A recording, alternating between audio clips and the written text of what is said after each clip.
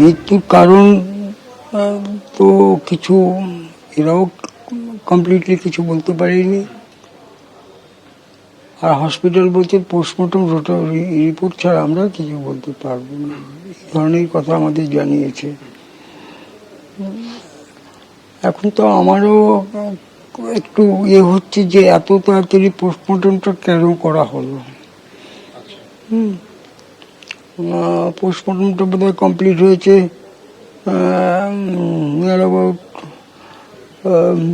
5টা 5:30 গতকাল।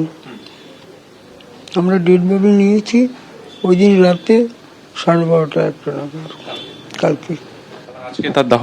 হ্যাঁ, আজকে তার দাহ হলো। যে হসপিটালে কর্মরত ছিল সেই হসপিটালে ওর পোস্টমর্টেম হয়েছে? হ্যাঁ, ওই হসপিটালেই পোস্টমর্টমটা হয়েছে। আপনার কি অন্য কোথাও করানোর পরিকল্পনা ছিল বা দ্বিতীয়বার করানোর পরিকল্পনা ছিল, তাড়াহুড়ো করা হয়েছে বলছেন? অ্যাকচুয়ালি যদি আমি কারণটা জানতে না পারি, আমি তো অন্য জায়গায় গিয়ে সেরকম পরিকল্পনা করতে পারিনি। তো এখন আমার এগুলো তো আস্তে আস্তে ডাউটটা হয়, সার্কামস্টেন্সেস বিভিন্ন লোকের কাছে জানতে পেরে। এখন এই মুহূর্তে মেডিকেল রিপোর্ট মানে রিপোর্টটা না পাওয়া পর্যন্ত কিছু বলা যাচ্ছে না। দমদমের বাসিন্দা মহিলা চিকিৎসক, তার রহস্য মৃত্যু, এবং সকালে যেটা জানা গিয়েছে যে বাড়ি থেকে বেরিয়ে প্রথমে মহিষাদলের নার্সিং হোমে তিনি যান, এরপর সেখান থেকে তিনি যান তমলুকের নার্সিং হোমে এবং তারপর বাড়িতে ফেরেন। যখন বাড়িতে ফেরেন তখন তার মা দেখেন যে তার হাতে চ্যানেল করা রয়েছে। আর সেই জায়গাতেই প্রশ্ন উঠছে যে কি কারণে চ্যানেল করা হয়েছিল, কোনো ইনজেকশন, কোনো ওষুধ তাতে পুশ করা হয়েছিল কিনা, এমনই একাধিক বিষয় নিয়ে ইতিমধ্যেই প্রশ্ন উঠতে শুরু করেছে। কি বলেছেন মৃত চিকিৎসকের মা, শোনাবো আপনাদের।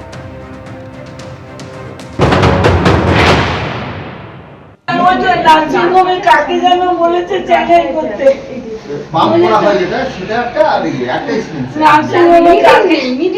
নার্সিংহোমে কাকে বলেছে নাকি চ্যানেল করে দিয়েছে, তারাই করে দিয়েছে। কিছু নাই, সকালবেলা তো সুস্থ হয়ে গেছে, সুস্থ গেছে। যে বাড়িতে ভাড়া থাকতেন ওই চিকিৎসক, সেখানেই তার রক্তাক্ত দেহ উদ্ধার হয়েছে এবং হাতের চ্যানেল থেকে আচমকাই রক্তপাত হচ্ছিল, সেই থেকেই কি মৃত্যু, প্রশ্ন উঠছে। ইতিমধ্যে তমলুকের সিসিটিভি ফুটেজ, তমলুক নার্সিংহোমের সিসিটিভি ফুটেজ আপনারা দেখতে পাচ্ছেন, যেখানে এদিনও চিকিৎসার জন্য তিনি যান। প্রথমে মহিষাদল নার্সিংহোম এবং সেখান থেকে তমলুক নার্সিংহোমে যান চিকিৎসক শালিনী দাস, এরপর সেখান থেকে বাড়ি ফেরেন। কি বলছেন এই ঘটনায় স্থানীয় বাসিন্দারা, শোনাবো আপনাদের। এখানে থাকে পাশে ভাড়াতে, দোকানে আসে মাঝে মাঝে বাজার নিতে, এইটুকুই জানি। কালকে ঘটনা, উনি ঢুকার কিছুক্ষণ পরে 10-15 মিনিট পরে ওনার মা হচ্ছে ওই বারান্দা থেকে চিৎকার করতেছে, বাঁচাও বাঁচাও বলে। তো আমরা প্রতিবেশী হিসাবে গিয়েছিলাম, গিয়ে দেখলাম উনি মেঝাতে পড়ে আছে। তো হাতে চ্যানেল করা ছিল, ওখানে ব্লিডিং হচ্ছে। তারপর আমরা গিয়ে আবার ওনাকে বেড কাভারে করে নিয়ে স্ট্রেচারে করে নার্সিংহোমে ভর্তি করা হয়েছিল। তারপর ওখানে ডক্টর দেখলো, ডক্টর দেখার পরে বললো ইমিডিয়েটলি হসপিটালে নিয়ে যান, নিয়ে চলে গেছে। সরাসরি কথা বলবো এই মুহূর্তে আমাদের আরেক প্রতিনিধি বিটন চক্রবর্তী রয়েছেন আমাদের সঙ্গে। বিটন, প্রথমে মহিষাদল নার্সিংহোম এবং তারপর সেখান থেকে তমলুক নার্সিংহোমে গিয়েছিলেন ওই মহিলা চিকিৎসক, কিন্তু কি কারণে তার হাতে ওই চ্যানেল করা হয়েছিল সেটা নিয়ে একটা ধোঁয়াশার জায়গা তৈরি হচ্ছে এখনো পর্যন্ত। এই বিষয়ে হাসপাতাল সূত্রে কিছু কি জানা যাচ্ছে বিটন? দেখো, তোমাকে প্রথমে জানিয়ে রাখি, যেটা পুলিশ সূত্রে আমরা জানতে পারলাম যে সকাল 7টার সময় কিন্তু তিনি গতকাল বাড়ি থেকে বের হন। এরপরে তিনি মহিষাদলে যান এবং সেখানে একটি ওটি করেন। যেহেতু তিনি অ্যানাস্থেসিয়ার কাজ করতেন, সেখানে ওটি করার পর তমলুকের একটি নার্সিংহোমে যান এবং সেই নার্সিংহোমে তিনি ওটিতে ঢোকেন। সেই নার্সিংহোমে তিনি ঢোকেন 9টা 14 মিনিট নাগাদ, সিসিটিভি ফুটেজে যেটা ধরা পড়েছে। তারপর তিনি ওটিতে চলে যান এবং যেটা সূত্র মারফত জানা গেছে এবং নার্সিংহোমের কর্মীরা যারা, তারা যেটা জানাচ্ছেন যে সেখানেই কিন্তু তিনি অসুস্থ বোধ করেন এবং সেই সময় যে ডাক্তারবাবু ওটি সময় ছিলেন, যে স্ত্রীরোগ বিশেষজ্ঞ, তাদের সঙ্গে আমাদের কথা হয়েছে। তিনি যেটা জানাচ্ছেন যে সেই সময় তিনি খুব ঘামতে শুরু করেন এবং তারপরে তিনি জানান যে তার শারীরিকভাবে একটু কষ্ট হচ্ছে, সেই জন্য শুধুমাত্র ওষুধ খেয়ে সেই কষ্ট তিনি নিবারণ করতে পারবেন না, তাকে যেন ইঞ্জেকশন দেওয়া হয়, যেটা দাবি করা হচ্ছে ওই নার্সিংহোমের তরফে। তারপরে কিন্তু তার ইচ্ছাতেই তাকে একটি চ্যানেল করে দেওয়া হয়, কেননা ভেনে ইঞ্জেকশনটা দেওয়া অর্থাৎ শিরাতে ইঞ্জেকশনটা দেওয়ার কথা ছিল এবং সেই অনুযায়ী তাকে ইঞ্জেকশন দেওয়া হয়। তারপরে 12টা নাগাদ তিনি নেমে আসেন এবং এই নার্সিংহোমের যে করিডোর রয়েছে সেখানে কর্মীদের সঙ্গে কথাবার্তা বলার পর তিনি টোটোতে করে বাড়িতে ফিরেন। এখন বেশ কিছু প্রশ্নচিহ্ন দেখা যাচ্ছে যে তিনি যেহেতু অসুস্থ হয়ে পড়েন এবং যে অসুস্থতার জন্য তাকে ইঞ্জেকশন দেওয়া হলো, চ্যানেল করে ইঞ্জেকশন দেওয়া হলো, ফলে সেখানে শুধুমাত্র তাকে ওই অবস্থাতে কেন ছেড়ে দেওয়া হলো এবং কেন তিনি একাই টোটোতে করে বাড়ি ফিরলেন এবং সেই বাড়ি ফেরার পর তার এমনই শারীরিক অবস্থার অবনতি হলো যে তার মৃত্যুর মতন ঘটনা ঘটলো। এবং যেটা জানা যাচ্ছে তার পরিবার সূত্রে যেটা দাবি করা হচ্ছিল যে সকালবেলা তিনি ভালো অবস্থাতে বাড়ি থেকে বেরিয়েছিলেন, কি এমন শারীরিক কন্ডিশন হলো যার জন্য তাকে চ্যানেল করে ইঞ্জেকশন দেওয়া হলো। ফলে এই একাধিক প্রশ্ন কিন্তু উঠছে এবং এই মৃত্যুটার এই কারণে ধোঁয়াশা, কেননা যে মানুষটি, যে ডাক্তার, তিনি এই পেশায় দীর্ঘদিন ধরে রয়েছেন এবং এর আগে একাধিক এইরকম অপারেশনের সময় তিনি অ্যানাস্থেসিস্ট হিসাবে কাজ করেছেন এবং তার পূর্ববর্তী অভিজ্ঞতাও রয়েছে। তার ফলে তিনি কি এমন শারীরিক অসুস্থতার মধ্যে পড়লেন যে তাকে এইরকম একটা চরম পরিণতি হলো, কেননা তার মাও এই প্রশ্নটা তুলছেন। এবং তিনি বাড়িতে আসার পর তিনি কিন্তু বাড়িতে গিয়ে সেখানে স্নান সারেন এবং স্নান সারার পর কিন্তু যখন তিনি মায়ের সামনে আসেন সেখানেই কিন্তু পড়ে যান এবং বাথরুম থেকে বেরিয়ে আসার সময়ই কিন্তু তার হাতে রক্তক্ষরণ হচ্ছিল।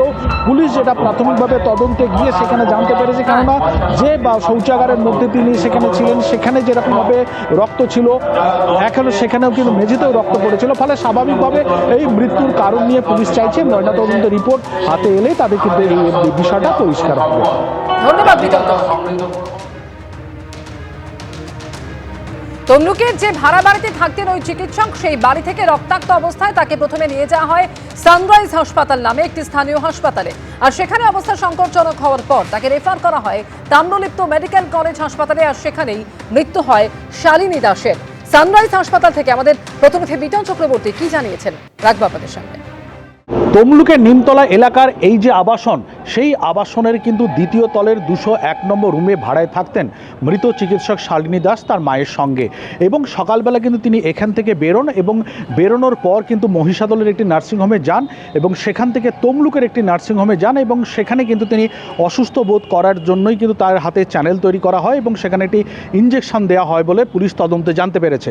তারপর তিনি কিন্তু বাড়িতে ফিরে আসেন এবং বাড়িতে ফিরে আসার পর স্নান করে বেরিয়ে আসার পর কিন্তু হঠাৎ করে তিনি সেখানে পড়ে যান মেঝেতে এবং পড়ে যাওয়ার পর কিন্তু তার যে চ্যানেলের অংশ ছিল সেখান থেকে রক্তক্ষরণ হতে শুরু করে এবং তখনই কিন্তু এই যে ওপরে যে বারান্দা রয়েছে সেখান থেকে কিন্তু এই মৃত চিকিৎসকের মা তিনি কিন্তু চিৎকার চেঁচামেচি করতে শুরু করেন।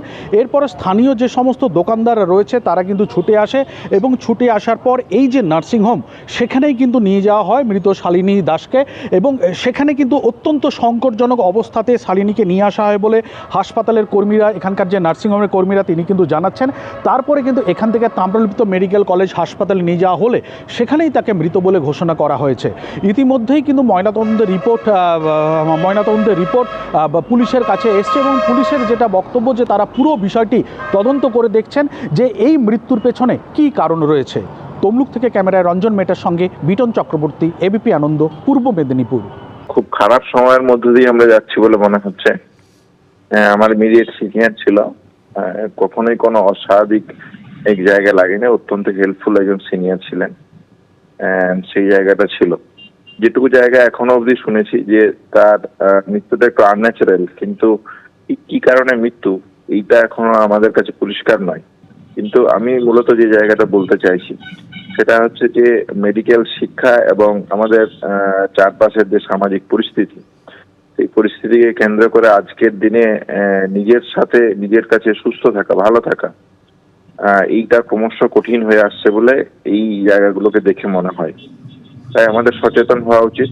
আমাদের অ্যাডমিনিস্ট্রেশন, অথরিটি, টিচার, শিক্ষক, আমাদের সহপাঠী আমরা যারা, তাদের আরো সতর্ক হওয়া উচিত, সংবেদনশীল হওয়া উচিত। আর পুলিশ সূত্রে প্রাথমিকভাবে যেটা জানা যাচ্ছে যে কয়েকদিন ধরে অসুস্থ ছিলেন ওই মহিলা চিকিৎসক, আর সে কারণে তার হাতে চ্যানেল করে একটি ইনজেকশনও পুশ করা হয়েছিল। কিন্তু তারপর কি হলো? আচমকা 30 বছর বয়সী মহিলা চিকিৎসকের এভাবে মৃত্যু হলো কেন? পুলিশ আপাতত ময়নাতদন্তের রিপোর্টের অপেক্ষায়।